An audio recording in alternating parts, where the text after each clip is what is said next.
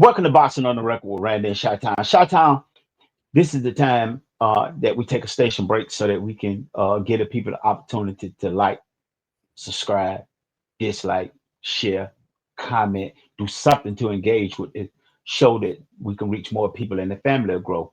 And whatever they do, we will highly appreciate that. Now back to the regular scheduled program. Chi-Town, what's going on with you, man? What you got on your mind? What you want to get it off and put it on the record? Man, Randy, I was sitting over here watching The Bionic Man, and I was just looking at the introduction and about, all the things that's happened to Steve Austin and how they rebuilt him. And when I was thinking about when they were saying that he's getting stronger and faster than he ever was before, it hit in my head about another individual who has gotten better and stronger and faster than he ever was before. And that is Frank Martin. So I had to hit you up so we can go ahead and put this on the record, man. In this fight last weekend, Frank Martin, which was on that prelim card of the fight last week, was like, I think it was the main event of the prelim card, if I'm not mistaken, of the undercard, the prelims.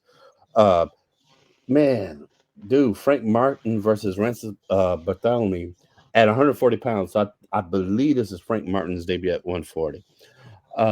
But what I want to say, especially after at least the last fight that we saw of him uh basically doing good, but then getting knocked out in whichever round when he kind of got a little lax or so, which can happen. And he did chalk that up to inexperience. And a lot of us said going into that fight he was very inexperienced, so he would have to pace himself things. But one of the things that we've always said about Frank Martin is that he's just got mad skills. You got to remember he's promoted by, if I'm not mistaken, Errol Spence Jr. He's one of Errol Spence's guys. He's originally from Detroit, but I think he lives down in Texas or something like that. But Frank just has those tools, bro. He has excellent footwork. He has defensive skills. He has all those things. But what I saw in this prelim fight at 140 as opposed to 135 is Frank looking a lot more filled out, looking a lot more in the division he should be fighting in. He probably can fight in about two more divisions, but he didn't look as drained. And this is something that people rarely talk about. And I'm going to bring this full circle because I do come from a family of professional boxers. I know how this goes. I myself was an amateur boxer. I know what happens when people go pro. When you go pro and you do this for a living, you do not fight at the exact weight that you walk around in when unless you're 103 pounds. There's nothing you can do about that, right? But when you're a little bit more than that, what you do as a pro boxer, and you're going to make this my career, I'm going to do this and not anything else. This is how I'm going to bring money to the table. This is how I'm going to feed my family. What you do, your trainer, and then whatever promoter that's around you, you guys look for the best weight that you could fight at and be competitive at. And for many fighters who are not like, 290 pounds on things, this usually is in some of those smaller weights from 120 to 130, 135, 140, 147, 154.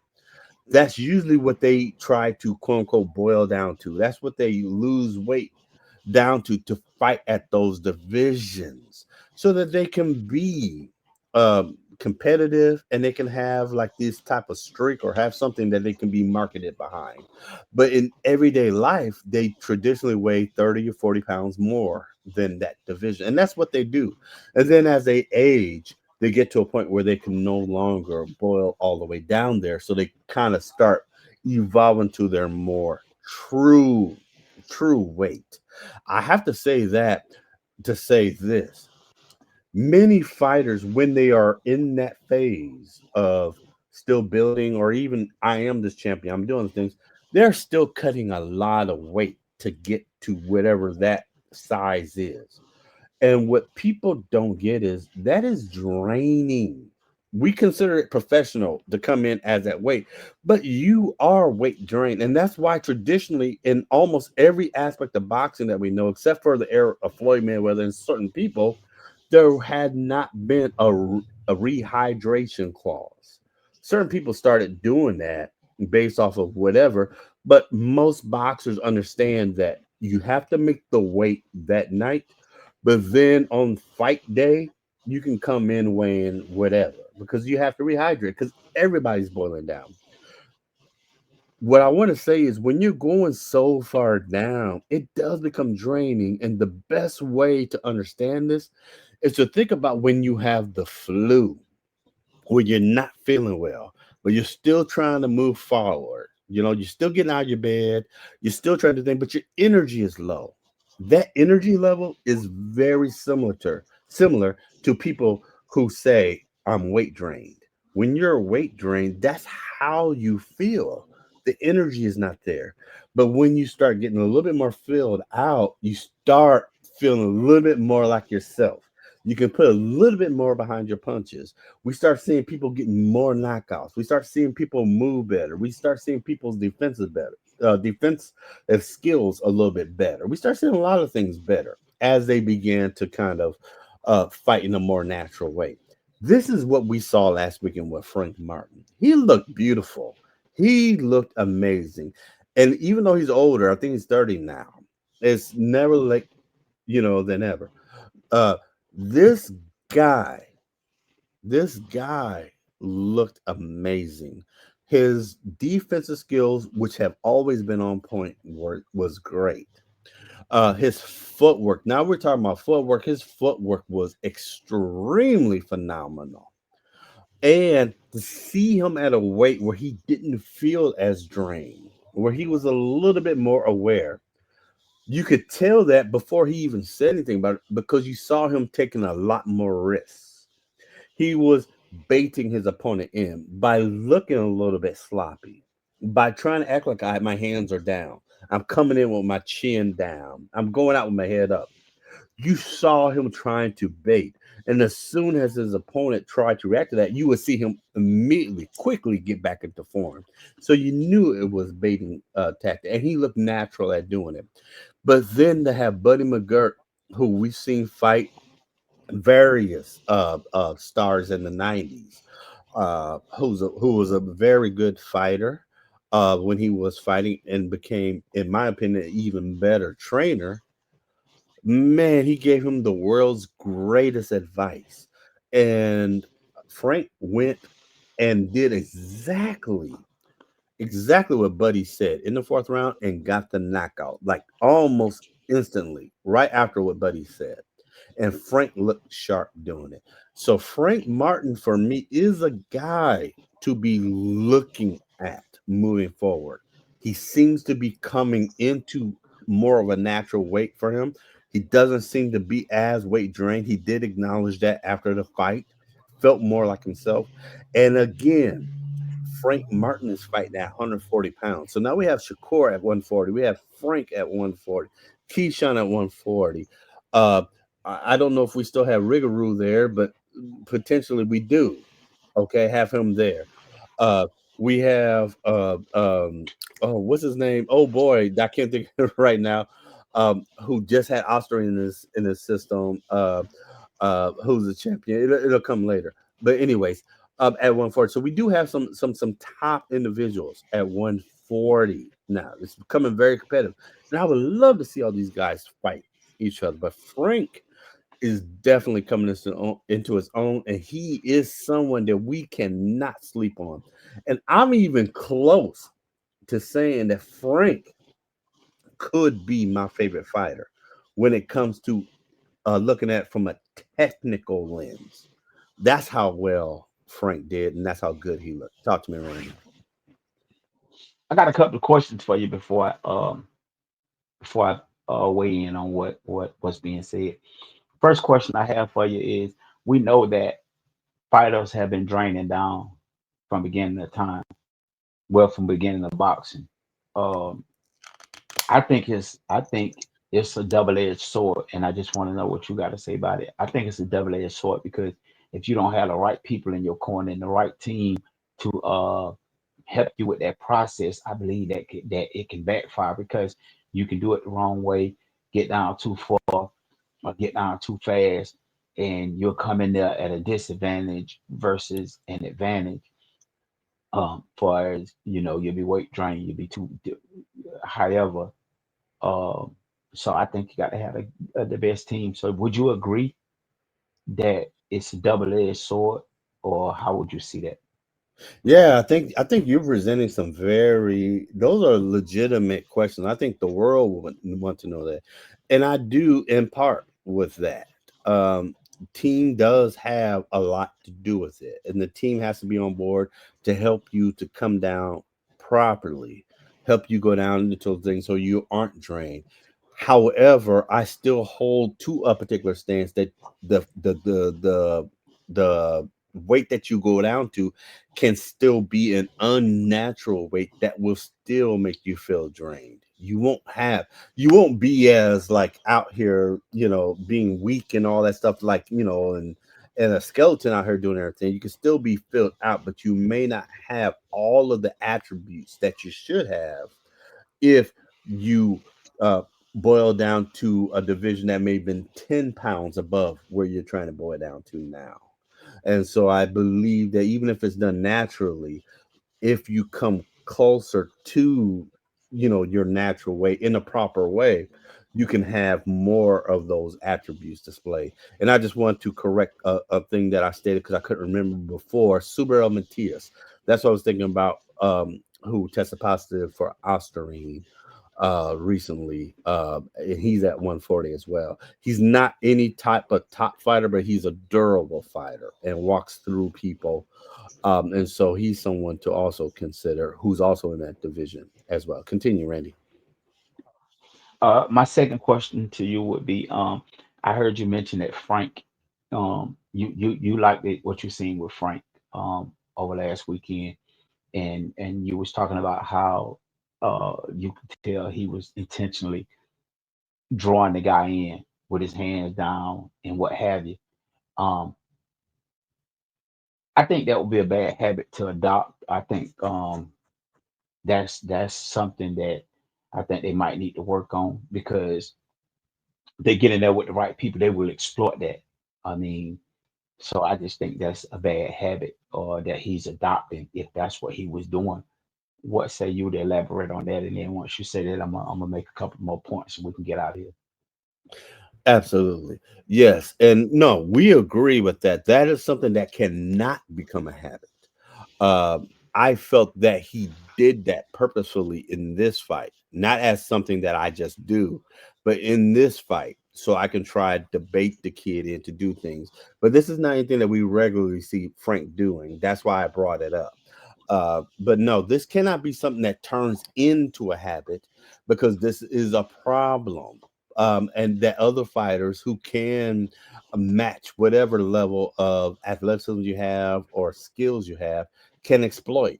So you never want this to be a particular problem at all. But I felt for this fight it was a baiting, biting, a baiting technique only for this opponent, but not for future opponents. Um, now, I like Frank. I really do. I think Frank gonna be a pretty good boxer. I don't know if he's gonna be great, but I know he's gonna be pretty good because he got a couple of losses on his record. But that's neither here nor there. Uh, I wonder before Frank faced somebody that's actually uh, better than a good fighter, not even a great fighter, but better than a good fighter. I wonder have Frank worked on lapsing in the ring, falling asleep at certain times in the ring, because we understand what make a great fighter is just about checking out, checking off all the boxes, and that's one of the boxes Frank keep Frank from being a great fighter among many. But that's one of the boxes that keep Frank from being a great fighter because from time to time he will fall asleep in the ring. That's how Tank caught him because he fell asleep. And that's something that other high level fighters will exploit and get you up out of there or cause you to lose the fight, if you will. But one thing I do like about Frank is uh, he has the ability to move on after losing. A lot of guys don't have that ability to move on. They think they got to keep the O, or they think they can't lose, or they're not the same after they lose. I my hat goes off to him for moving on and putting that behind him and saying that I have great fights ahead of me. I have still have a lot left in me. I don't have to be one of the guys with an O on his record to have a great career, because it's all about entertaining us, making some money to feed your family, and getting out of there safely, and being able to look back on a great career. Also, I think um,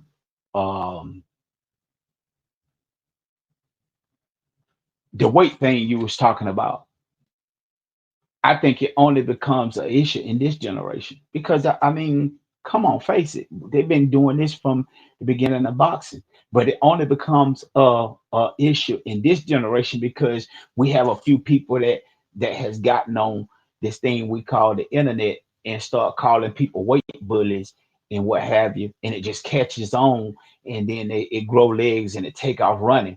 A lot of the things that's going on that people are toting around now, and that's one of them. It's been going on since the beginning of time, and it wasn't an issue until it became an issue with your favorite fighter or against your favorite fighter. So I'm still a little old school. I just like to see good fights. I don't look at all the other stuff. You sign up to fight because you feel like you can beat the man. If you don't feel like you can beat the man, you don't fight him. That's just old school fighting. And then when you get in there and lose, it's an excuse why you lost. What about you just couldn't beat the man? What say you? Man, Randy, we're on the exact same page. We come from, the era of boxing where people fought for ego. Who was the baddest man on the planet, who was the best of the best, and they was willing to go out there and just do it. Unfortunately, that is something that has just dissipated for whatever reason. And our hope, the reason why this is still our favorite sport, is because we're hoping that some of these younglings, these fresh bloods, will bring that type of thing back, because they all speak about they watched boxing of old and they want to be like those boxers of old, you know. But then once they start getting into the ring and fight professionally, everything starts changing, and they turn into the tricks of old, if you will. But anyways, move forward. But yeah, Frank Martin has only one loss, and that was at 135. But at the I exact stand same corrected. time, that one loss that he spoke about, that he spoke about before that, and he speaks about after, and then we ignore that loss. He still speaks about these things, and this has been his criticism, which is also the criticism that others get as well, is losing focus.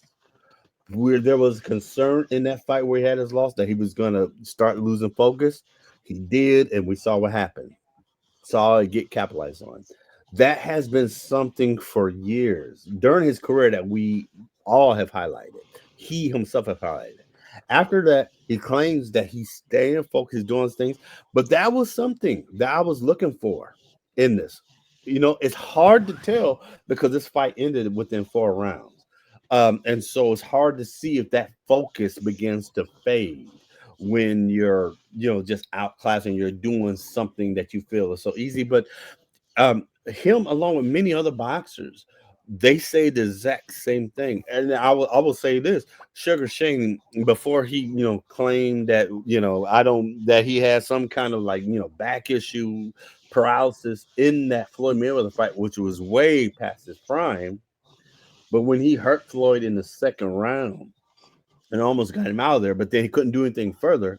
One of the things he said, he didn't think it was going to be that easy, you know? And so for me, when I heard him say that, it made me start thinking about, okay, he started losing focus, you know? And and then Floyd was able to come back, because Floyd always not only does he stay in shape, he stays focused throughout the entire fight. And he was able to capitalize on all these different things. And now with Sugar Shane trying to, recover from things, now he's saying, "Oh my gosh, cat, scratch my back. I got gingivitis. Hives. HIV, syphilis. I got all these different things. I got to go to the post office in the morning. So let me go ahead and all these different excuses start coming out.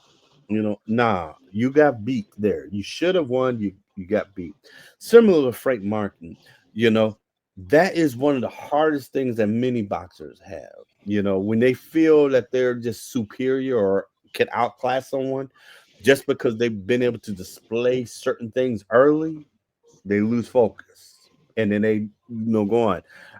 I use Sugar Shane and Floyd, but I'm also going to use Floyd for another example. Floyd and Zab Judah. Floyd still to this day says Zab Judah was the fastest person he ever fought. However, I disagree. I believe it was Sugar Shane after that because Roger Mayweather said the same thing. Sugar Shane was very fast, but that is here and on there. It means absolutely nothing. But Floyd is very good at baiting, Baiting, baiting a person in. He makes them feel a certain way. Look at what he did with El Chico, blessed memory. Baited him in a little bit and then came back and just dominated. Floyd never shows all his skills in the first 3, 4 rounds of the fight. He knew before that fight, Floyd. I'm sorry. After that fight, Floyd said that he knew that Zab was going to come in and try to prove that he was a faster puncher, faster fighter than him. So he let Zab just do whatever. He didn't show Zab all of his skills. Didn't do all these things. Let Zab try to do what he had to do, and then he started showing his stuff as the fight went on. That's a person that stays focused. Zab's mind lost focus. Zab's mind lost focus when he was fighting Casa Zoo, got too happy too early. You see, another thing. So we see this happening a lot. Frank Martin, that is still an unanswered question. I think that what you said is legit. We cannot base it off of this one fight here. We have to see him moving forward to see if he does stay focused. I'm optimistic, but he does look very good moving up to 140. There's heat at 140. I would like to see, everybody fight each other 140 and then everybody go up to 147 and fight whoever's there as well. But I'm very optimistic about Frank right now. That's all I got on it. Yeah, I'm gonna say this and I'm gonna end it. A lot of times we don't know when you get in fights like this because this fight with Frank, we don't know if Frank was supposed to get him out in 4 and he did a great job of getting him out in 4, or was the guy such a low level competition that he should have got him out in 1, but the world will never know. But moving forward, we will find out where Frank is as the competition gets greater in that division. But with that being said, we're out of here like last year. Peace.